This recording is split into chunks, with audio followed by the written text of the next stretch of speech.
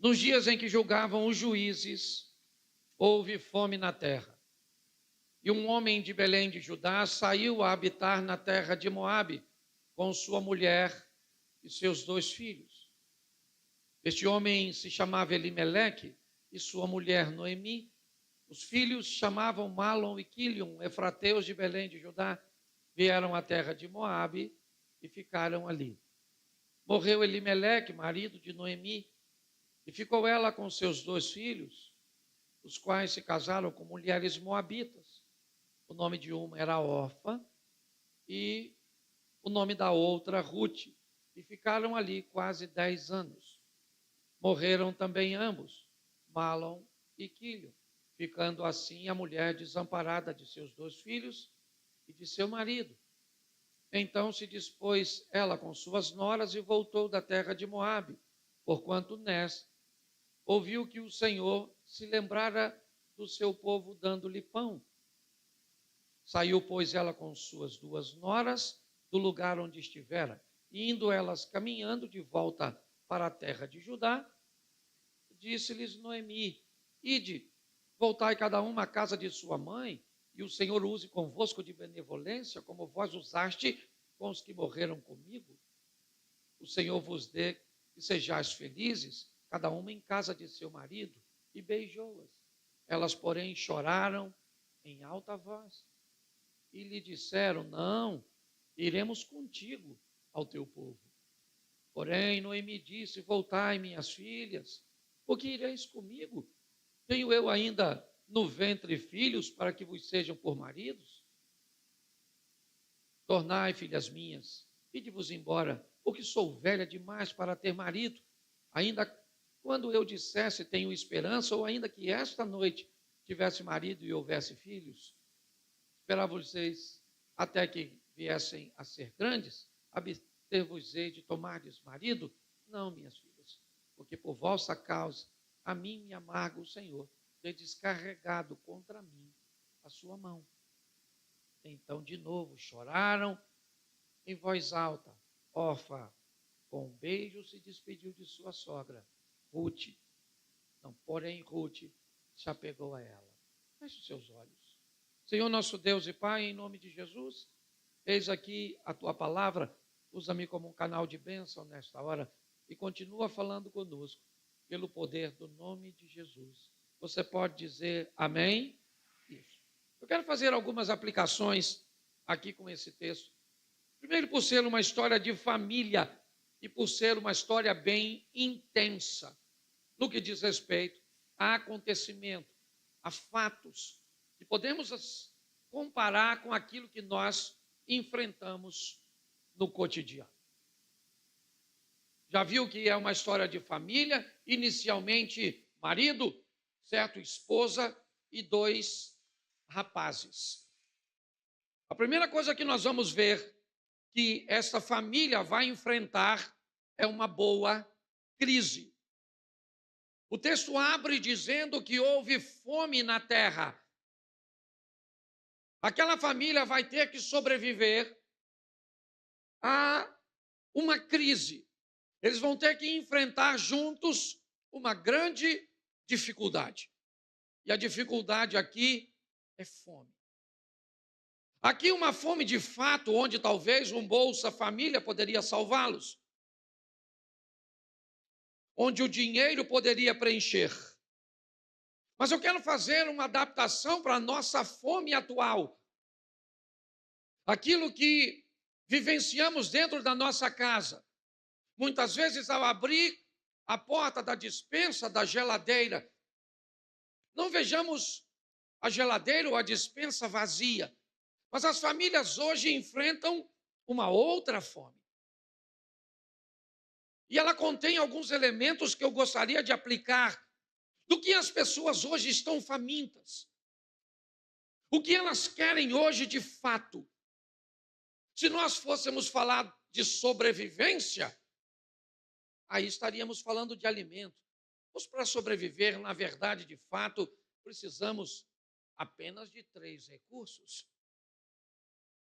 Utilizando eles, todos os outros animais sobrevivem bem. Água, alimento e abrigo.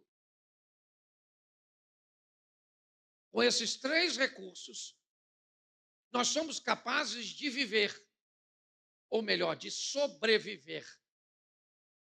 Se tivermos um lugar para nos abrigarmos, para nos protegermos, quer das intempéries, quer das feras, se tivermos alimento e se tivermos água, isso é o suficiente para que pessoas prosperem.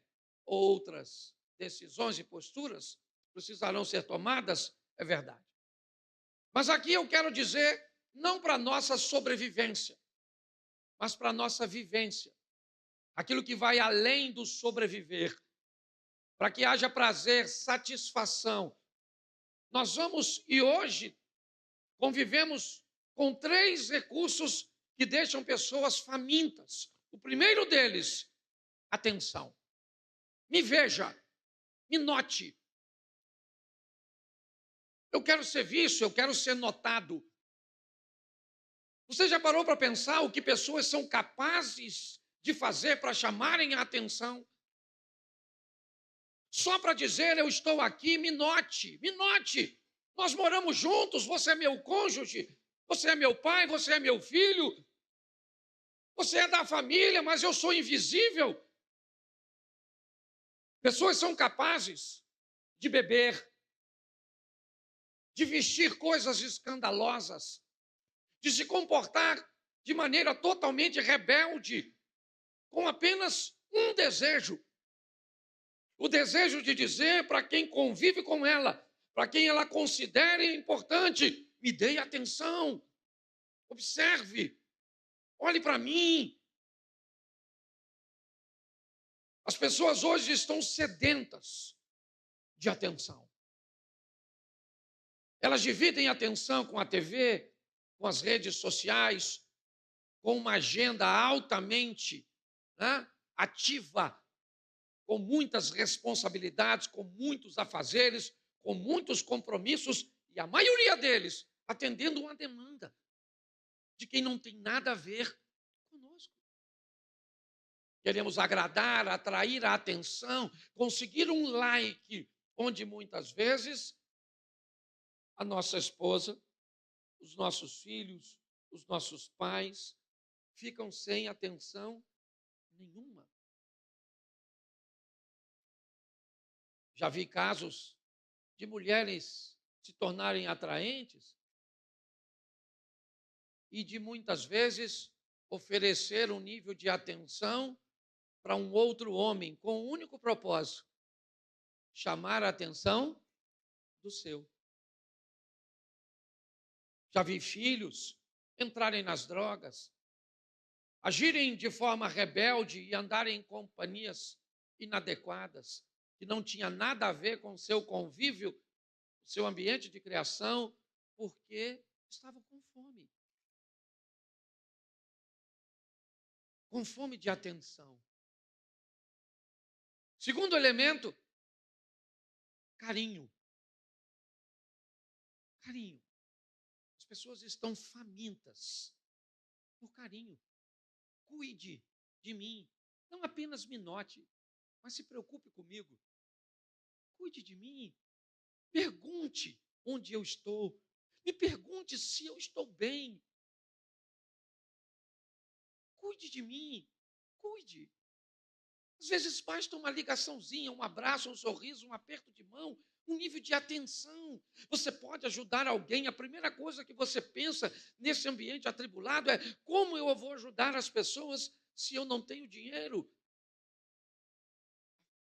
As pessoas estão com fome, sabe, de carinho. Me note, certo? Cuide, se preocupe comigo. Às vezes no emaranhado de gente é tanta gente, e às vezes vem alguém na minha cabeça, porque não dá para vir todo mundo ao mesmo tempo, senão eu vou ficar doido. Mas aí eu ligo para alguém, ou encontro com alguém e digo: cara, eu estava sentindo sua falta, já faz alguns cultos que eu não te vejo. E aí a pessoa começa a chorar. Eu fico: sério? O senhor notou a minha ausência? Hoje, a despensa está cheia. os filhos têm uma boa cama, um bom conforto, mas pouco cuidado. Pouco cuidado.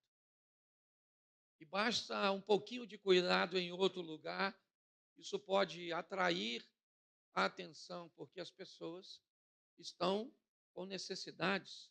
Terceiro, respeito. Me respeite. Por favor, me respeite. Respeite o meu tempo. Tenha paciência comigo. Me dê tempo para que as coisas possam acontecer. As pessoas estão com fome de respeito, com fome de carinho, com fome de atenção. Mas quando isso acontece, o próximo ponto é: houve fome na terra.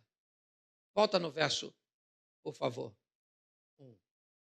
Volta para lá que aí o pessoal acompanha. Um homem de Belém de Judá saiu para habitar na terra de Moabe. Agora nós vamos aprender mais com a crise. Ela vai precisar impor um nível de mudança. Mudança, transformação. Qual é o grande problema das mudanças quando o assunto é família? Não costuma haver sincronismo na mudança. Normalmente, as mudanças não acontecerão de forma simultânea. E aí nós teremos um sério problema. Se não dá para mudar os dois ao mesmo tempo, se é quase impossível ver marido e esposa mudando, pai e filho mudando, sogra e nora mudando ao mesmo tempo, o resultado dessa equação é extremamente problemático. Por quê? Quem é que muda primeiro? Quem é que vai mudar primeiro? Mudanças. Elas são difíceis. Eu tenho vivido e imposto sobre mim um nível de mudança em algumas coisas. Eu gosto muito de falar de mim mesmo, algumas pessoas não gostam disso, mas eu gosto porque aí eu sou minha matéria-prima. Então, eu sou um cara que eu tenho dificuldade de pegar a quinta camiseta da gaveta sem bagunçar as 4 de cima. Eu tenho dificuldade de pegar algo aqui para usar aqui e depois colocar aqui. Eu tenho dificuldade de fechar o que eu abri. Eu tenho. E eu estou numa guerra com o Cláudio. Eu vivi isso agora, eu falei com o Mério, querido, você tem um cortador de unha que nós mudamos de casa, está meio que ainda se ajustando. E foi exatamente essa mudança de casa que me fez mudar de postura. Aí ela falou, está lá na minha sacolinha. Aí eu fui lá, peguei, achei.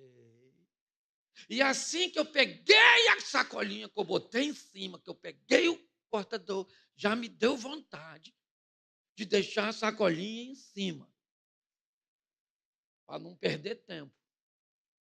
Aí eu peguei a sacolinha, fechei, botei, fechei e fui cortar a unha. Cortei a unha.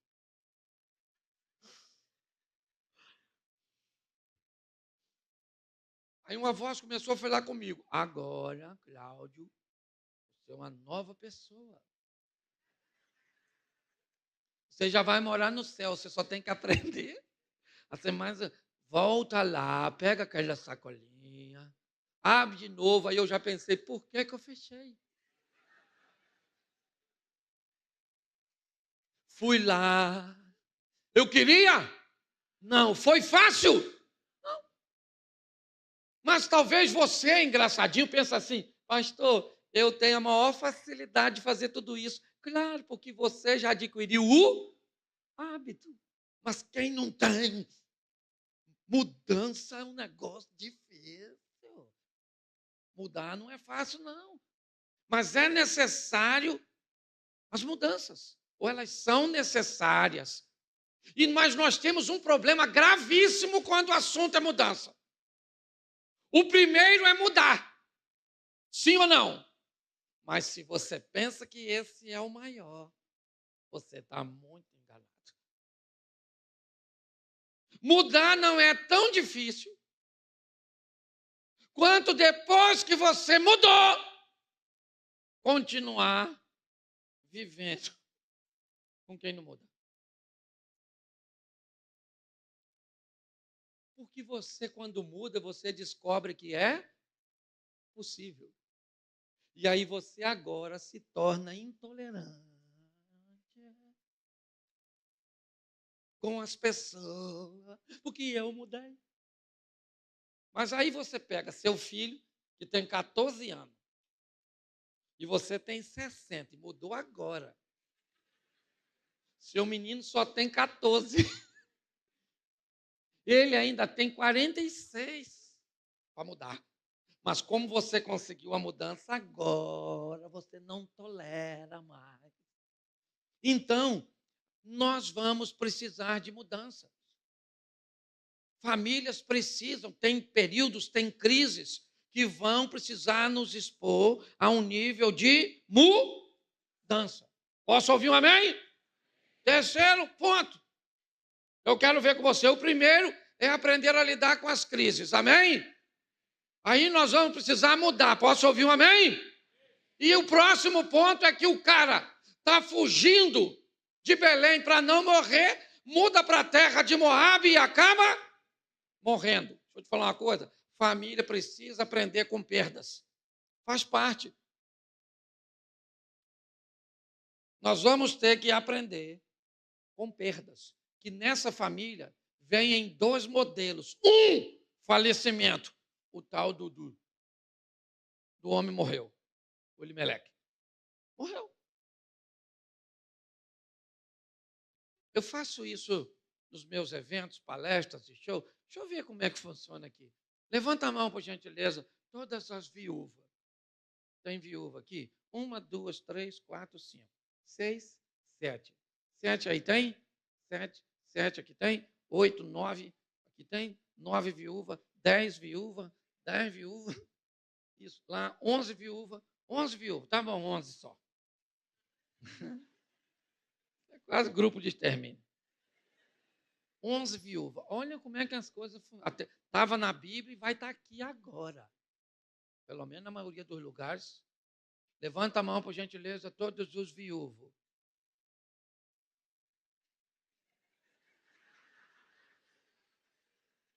Viúvo. Morreu, né? Morreu. Morreu junto com a viúva. Morreu. Não tem nem... Não é possível. Pô, umzinho só, cara. Um viuvinho. Certo? Não é quem tem vontade, não. Certo? Diz, Abner, que só tem 3 vidas melhor do que a de um casado. Um solteiro, um viúvo ou um morto. São as 3 vidas melhor do que de casado. Mas volte para mim aqui, porque eu quero dizer algo muito importante em você. Essa família vai ter que lidar com perdas, e ela está em 2 modelos. O primeiro é com falecimento.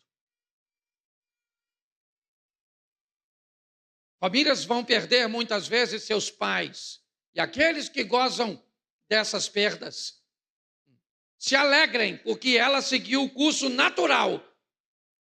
Agora, quando um pai tem que sepultar um filho, aí é um grande desafio. Não estou dizendo que é a dor de perder.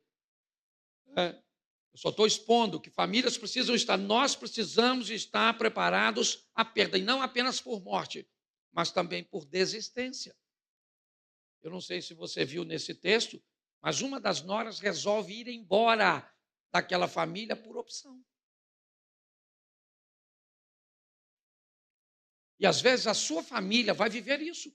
Um filho resolveu ir embora por opção. Alguém resolveu se afastar de você por opção.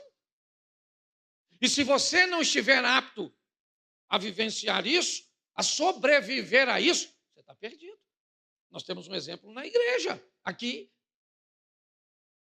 a Adriana conhece, da nossa família, perdeu a filha, resolveu que não ia viver mais. Primeira doença que apareceu, ele se entregou e acabou. Um homem saudável, emocionalmente abatido, porque não conseguiu diluir a perda.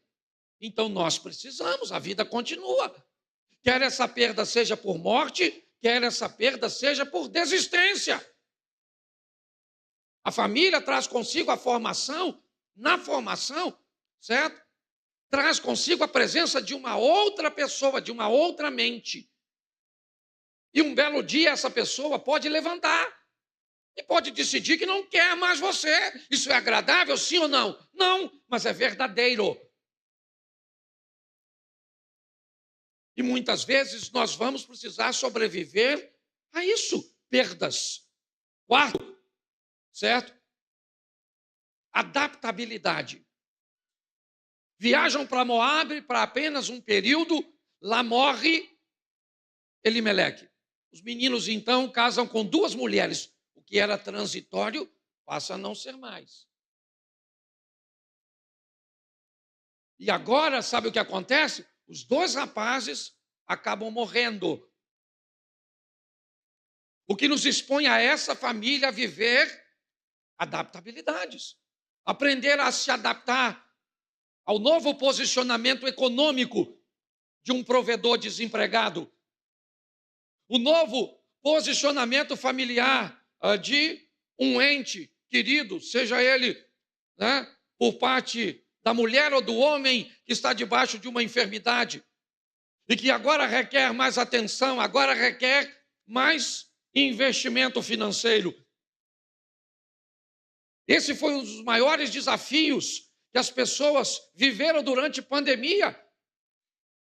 O Covid-19 trouxe consigo uma expressão, a nova realidade, uma nova forma de se viver, um novo estilo de vida, onde somente fortes e adaptáveis iriam conseguir passar. Casais que não estavam fortes e adaptados sucumbiram ao confinamento. Empresas que não eram fortes e adaptáveis para conviver agora com home office e com tantas outras coisas que precisaram se adaptar. Fé, um novo modelo de culto, pessoas com máscaras, com distanciamento. O grupo de pessoas que não conseguiram voltar depois disso foi grande. Porque a família vai precisar conviver com uma adaptabilidade. Chegou uma criança, eu tenho que me readaptar. É um ambiente, é uma estrutura, uma logística. Agora não tenho mais criança, é uma adolescente. O quarto não é o mesmo. A atenção não é a mesma, a preocupação não é a mesma. Aquilo que nós tínhamos por preocupação de um acidente físico, agora fica com uma influência emocional. Agora os filhos casaram e vão embora, eu preciso me adaptar. Como é que agora eu vou viver? Então as famílias precisam, essa é uma família que nos mostra o poder da adaptabilidade, o poder de lidar com perdas, o poder de enfrentar os momentos de mudanças e entender que as crises fazem parte e nos conduz a um novo modelo familiar, muitas vezes. Hoje, os modelos variam.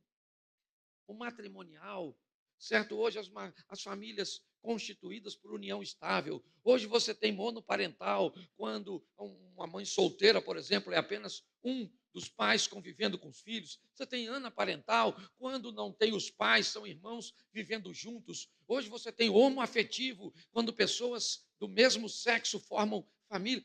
Nós estamos debaixo de tudo isso. se você gosta ou não, se você concorda ou não, isso faz parte da nossa sociedade e muitas vezes até da nossa própria casa, da nossa família. Então nós precisamos estar expostos a tudo isso. Mas um dos momentos extraordinários dessa família é quando Ruth decide ir com Noemi. Agora ela quer voltar para sua terra. Suas duas meninas são moabitas, suas noras.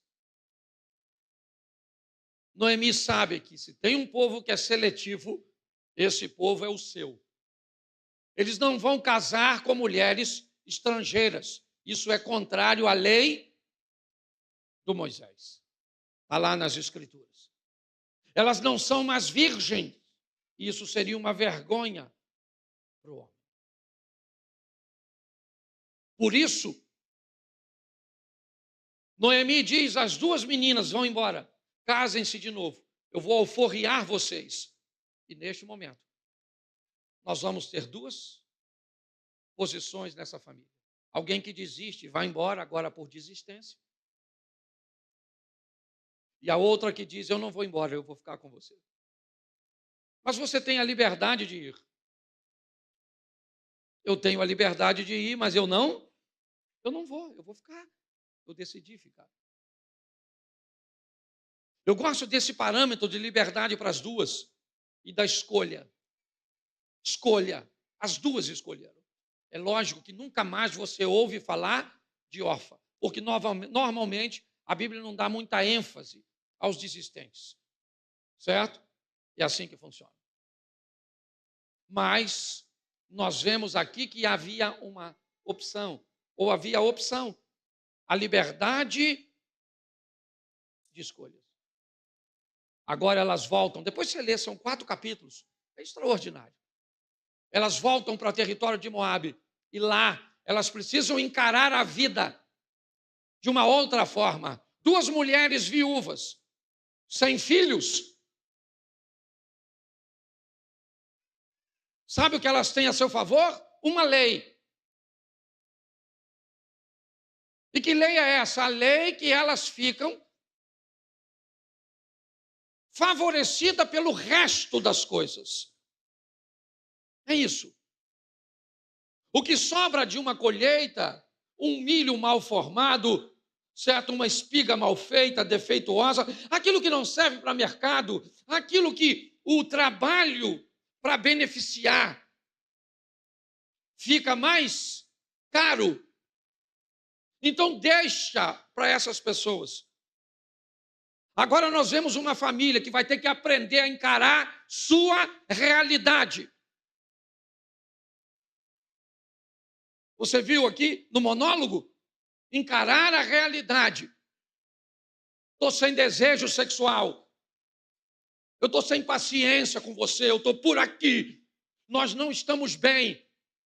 As coisas não estão boas. Uma família precisa olhar para o momento ruim.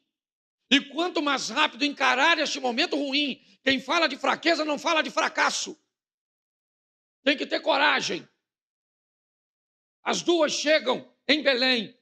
E agora nós vamos fazer o quê? Eu vou sair para catar os restos. É assim que funciona. Encarar a realidade do momento. Nós precisamos. Não sei qual é o momento que você vive hoje. Não estou dizendo para você expor sua intimidade para os outros. Eu só estou dizendo para você encarar. E é isso que essas 2 mulheres vão fazer juntas. O próximo passo é o que Noemi vai falar para as suas noras uma vez e depois na sua terra a segunda vez. A primeira vez é: a mim me amarga o que o Senhor fez comigo. Quando ela chega em Belém, as pessoas disseram: olha aí quem veio, quem chegou foi Noemi. Ela disse: não me chame de Noemi, eu quero ser chamada de Mara, porque eu estou amarga. E quem é que está vivendo com Noemi? Ruth. Que lição eu preciso aprender? Períodos de amargura suscitado por lembranças, por questões ruins. Nós estamos expostos a isso. O que ela está dizendo? Eu estou amarga. E o que Ruth está dizendo? Eu estou indo para viver com quem? Com uma pessoa amarga. Ela vai ser amarga para sempre? Não. Vê o final dessa história. O sorriso que Noemi traz consigo, a alegria, mas não foi assim para sempre. Então pare de ser tolo o suficiente de achar que sempre vai estar bom. E pare de ser pessimista o suficiente para achar que nunca vai melhorar. Tem período que as pessoas vão ficar amargas, sim. Decepcionadas, sim. E elas fazem parte de um grupo de pessoas que você ama, que você quer perto de você. Então você vai ter que tolerar a rispidez. Muitas vezes a falta de educação. Muitas vezes o distanciamento. Mas você precisa aprender a sobreviver isso. Está aqui, a mim me amarga. Eu estou uma mulher amarga. Eu estou uma pessoa amarga. Você já notou que tem gente que parece terapêutico? Tem gente que parece medicina? Tem gente que se você ficar meia hora, uma hora conversando com a pessoa, você sai mais leve. A pessoa te joga para cima, parece até que você tomou um remédio. Mas, ao mesmo tempo, tem umas pessoas que parece que é tóxica, radioativa. Você sai de perto, parece que ficou tudo. Roubou sua energia. Um alien. Conhece alguém assim? Não precisa falar. Mas na família da gente tem. Para de julgar os outros. Isso tem que aprender a viver com as pessoas amargas. Você está rindo? E isso tudo está só no capítulo 1. Certo? Se nós formos para o capítulo 2, eu só vou usar 2 coisas, mas tem 4, não dá nem para eu falar. Tiraram, por que tirou o relógio? Está ruim? Está ruim tudo aí, né? Falar de família, o negócio fica ruim. Certo? Preste atenção. Quando elas chegam lá, olha o que Ruth falou para Noemi. Noemi, você já está assim meio velhinha. Então você fica em casa que eu vou trabalhar. Uma cuidava da casa e a outra ia para o trabalho, ia para o campo, sim ou não? Cada uma fazendo a sua. Isso. Uma formação de equipe. Onde cada um faz a sua parte. Qual é a parte do nervoso? Me ajude aí. Qual é a parte do nervoso? Fala assim, ficar nervoso. Qual é a parte do que não está nervoso? Ficar enquanto o outro. Isso, revezamento. Deixa eu te falar, todas as vezes que você ficar nervoso assim. Ah, pastor, senão eu explodo. Então você vai mandar um áudio para você mesmo. Você ficou nervoso, você quer xingar o Abner, você quer falar um desaforo para o Abner. Aí você fala, o Abner, olha, você vai para os infernos, o inferno é pouco. Você vai para o quinto dos infernos, você com Osia, com todo mundo, vai todo mundo, tudo. Mas aí você manda para você. Deixa para mandar para o Abner amanhã. Amanhã você fala, esse, agora eu vou escutar tudo. Eu vou mandar para o Abner. Quando você clicar, nossa, essa pessoa que está falando isso aqui, meu Deus do céu, está violento. Não. Ainda bem que eu não. Isso. Vai aprendendo. Virou um culto de autoajuda. E eu nem falei dos demônios ainda, porque o demônio não precisa. Tem gente que dá conta sozinho. O diabo nem fala, não vou lá não, na casa de fulano. Aquilo é uma doideira só. Não ando com aquela família não, que aquilo vai queimar meu filme. É. Quando eu vou lá, eles falam, tem um linguajar que me deixa até vermelho. É mais ou menos assim. Você sabe do que eu estou dizendo. Certo? Então é assim. Vai brigar com o filho? Tem que ter os dois. Um dá uma dura e o outro alivia. Calma, esse menino é bom. Inteligente. Não é assim não. Tem inteligência, ainda não achou na cabeça dele, mas está aí em algum lugar. É nosso filho. Aquela coisa. Na próxima crise você reveza. O bom fica ruim, o ruim fica bom. Trabalho em equipe, isso aí. Tá certo? Família precisa conviver com isso. Posso ouvir um amém? E quem é que está olhando para isso tudo? Deus. Deus está olhando para a crise, para as mudanças, para as perdas, para a adaptabilidade, para o novo modelo, para a liberdade das escolhas, para encarar a realidade, certo? Para viver com gente amarga, para observar o trabalho em equipe. Então Deus entra em cena no capítulo 2. A Ruth está lá catando as coisas, toda suada, toda bagunçadinha. Quem é que chegou? Hã? Isso, o Boaz. Quem é? O latifundiário, o dono das terras. O cara chegou naquele camelão 2.0. Isso, desceu. Deu uma olhada naquele povo, tudo trabalhando para ele. Tudo trabalhando para ele. Viúva pra caramba. Só trabalhando. Ele olhou e falou: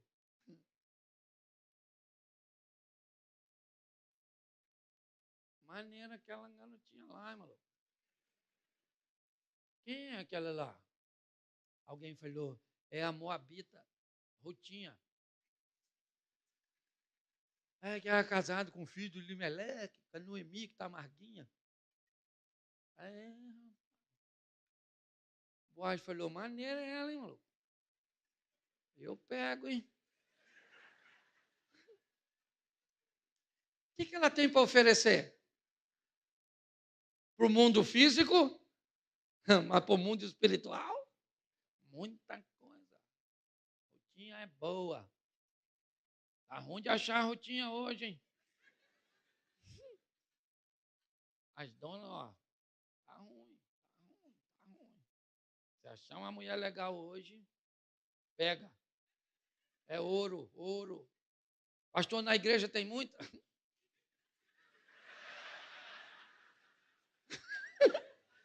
Tem não, olha direito. Tem umas cabritas que parecem ovelha, mas não vai não, maluco. Falo mesmo, estou na igreja com o pastorei, que se dane. Tem homem bom? Tem muito homem bom? Hoje, se você acha um homem, ele não é macho. Se você acha um macho, ele não é homem. E se você achar um macho que é homem, está casado. O que é macho, pastor? Macho é o cara que gosta de mulher, cerol. Cara mesmo. O que é homem? O homem é o cara da obrigação. O homem é o cara distinto, decente, trabalhador, honesto, fiel, bom pai, bom marido. Isso. Qual é o problema? Encontrar os dois num recipiente só. Hoje, às vezes, o cara é homem, certo? O cara é homem, trabalhador, honesto, decente. Aí você casa. Tem cerol não. Eles têm dor de cabeça, não quer fazer amor. Brigou com a mulher? Não. Perdi a vontade. Você é louco, rapaz. Você pega primeiro e perdão depois. Olha a verdade.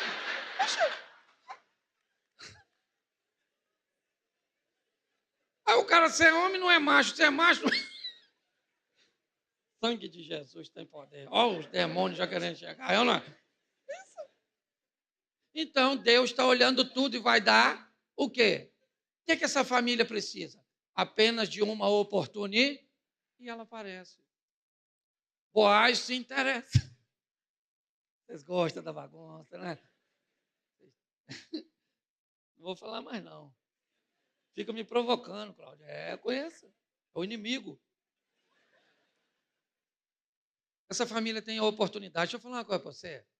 Você tem que ter algumas coisas quando você for falar. Levanta a mão todos os solteiros. Já vou terminar. Todos os solteiros. Solteiro. Isso. Olha para mim aqui, solteiro. Você está livre. Baixa a mão, que já tem nego de olho em tu. Fala assim, solteiro, diga assim, eu estou livre. De novo, solteiro. Casado, diga, eu estou preso.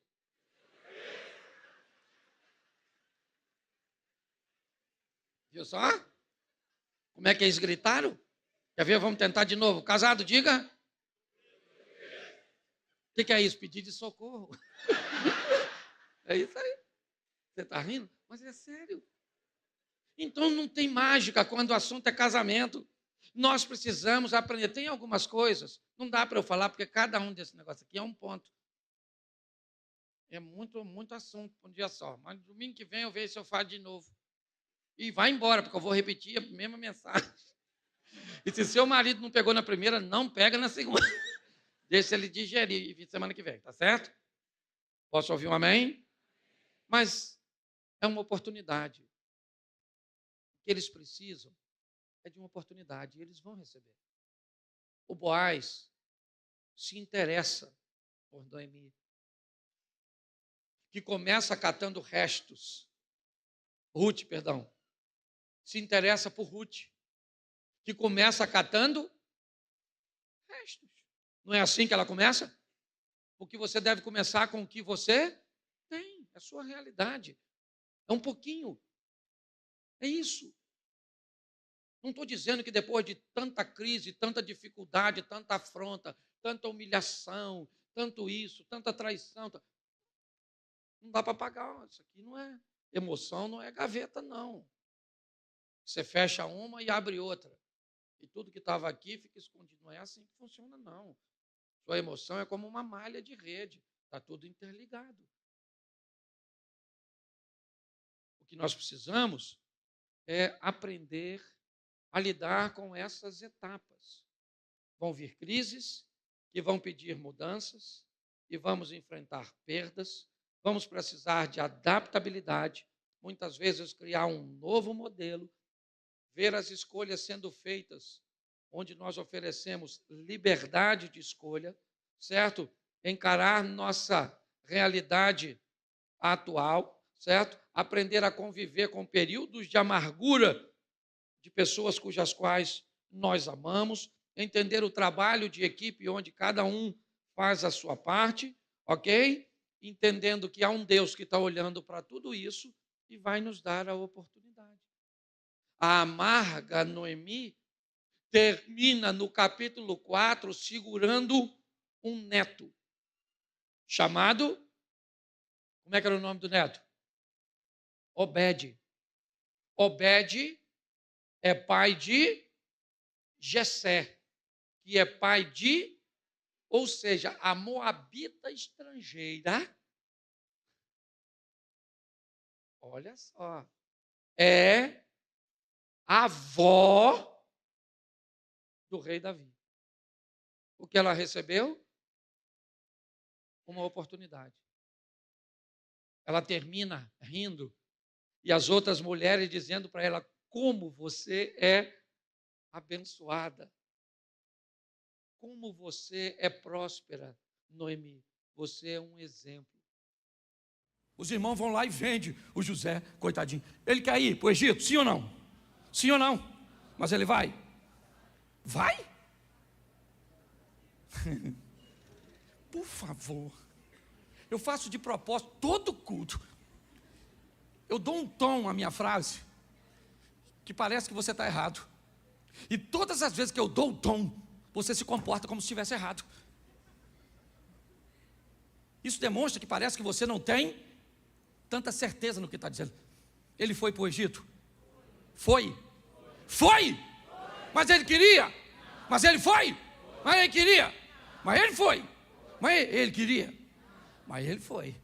Ele queria não? Mas foi? O que a Bíblia está dizendo?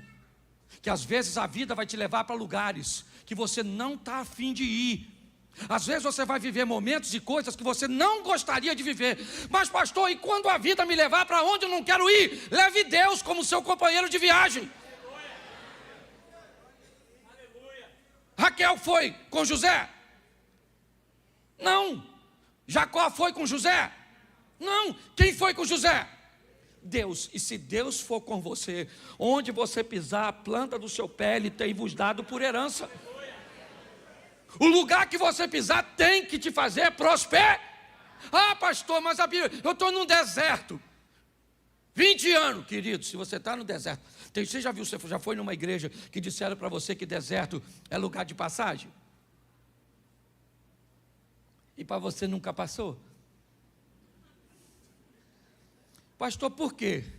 Porque a Bíblia diz que Ismael cresceu, se fortaleceu e prosperou onde?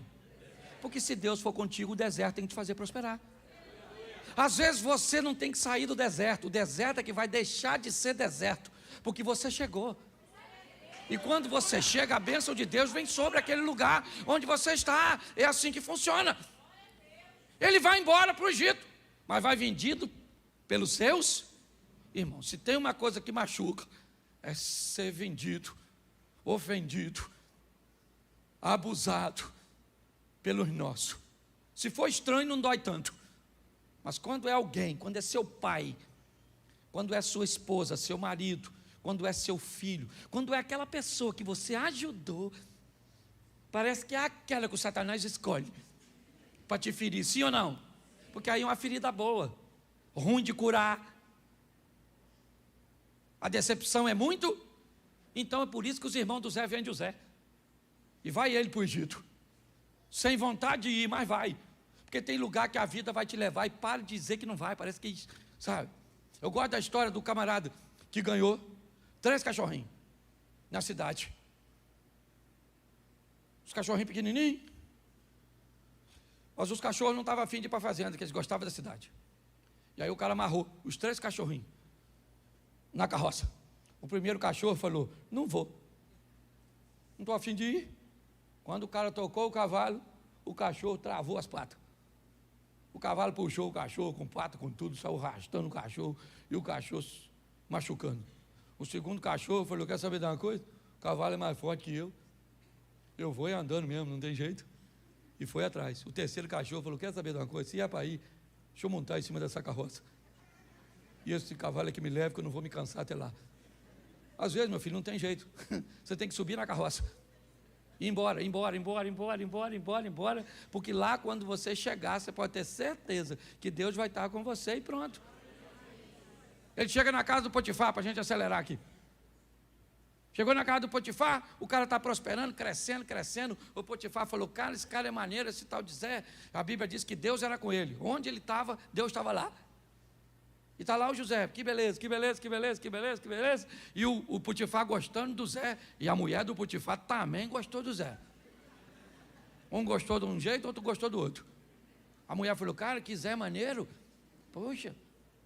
E o Potifar falou: cara, esse Zé é legal.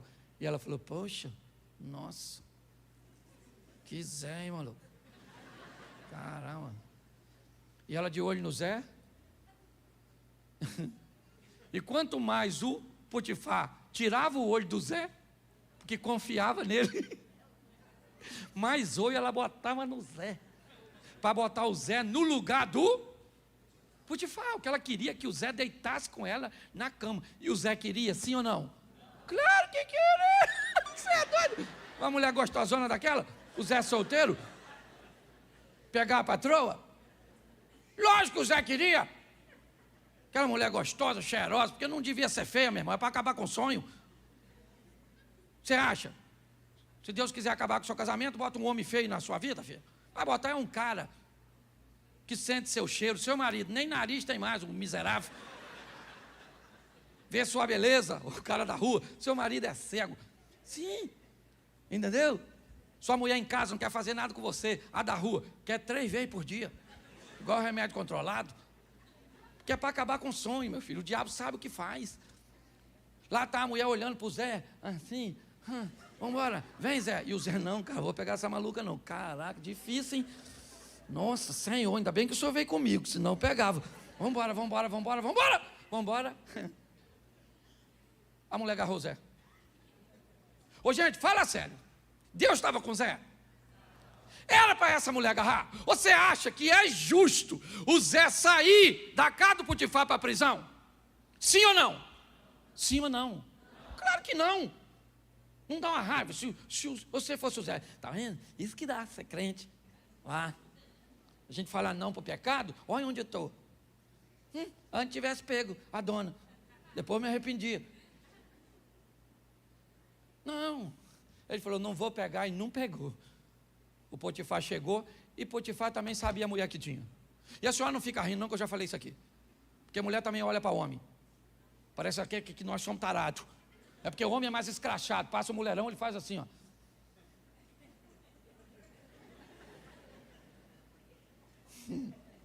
Caraca, maluco, Deus é bom, não é? Mulher não, mulher olha, mas nós não vê. Ela vem com o marido, na rua assim, ó. Vem um homem bonitão, ela faz assim, ó.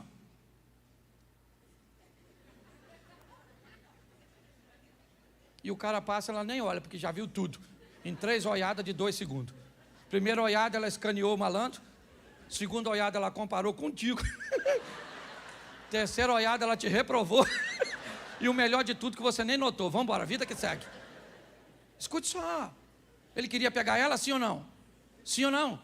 Mas pegou? Mas queria. Mas pegou? Mas queria. Mas não pegou. Entendeu?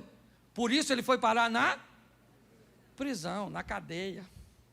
Pastor, mas é injusto. Mas tinha que sair, porque já tinha passado o tempo dele lá. Lá era um local bom, ele estava conformado com aquilo. Agora ele vai preso. Chegou na prisão, o que ele falou? Sou inocente. O que os presos falaram? Nós também, aqui todo mundo, ninguém fez nada. O maior equívoco que aconteceu é aqui na cadeia. Tudo gente boa. Mas o texto diz que quando José chegou, uma luz acendeu. A organização chegou, a tranquilidade, porque Deus chegou. Né? A luz chegou lá e está tudo direitinho. Os caras sonhando e o Zé está lá maneirão. Interpretou o sonho dos caras? E lá na prisão, Deus era com? Olha só. O cara faz tudo certo. Tudo. Até agora você me diz o que esse cara fez de errado. A única coisa que você pode falar mal dele é que ele falou para os irmãos o sonho dele. Isso eu até entendo, se você quiser questionar. Mas o resto, o cara é impecável. Agora está lá preso, interpretando sonho e administrando prisão. Doido para sair de lá. Quando o copeiro saiu, ele falou, olha aí, copeiro, fala para o faraó lá, maluco, eu não agarrei ninguém não, pô. Sou um cara legal, pô. Aquela maluca era doida lá, queria, mas eu nem peguei não, pô.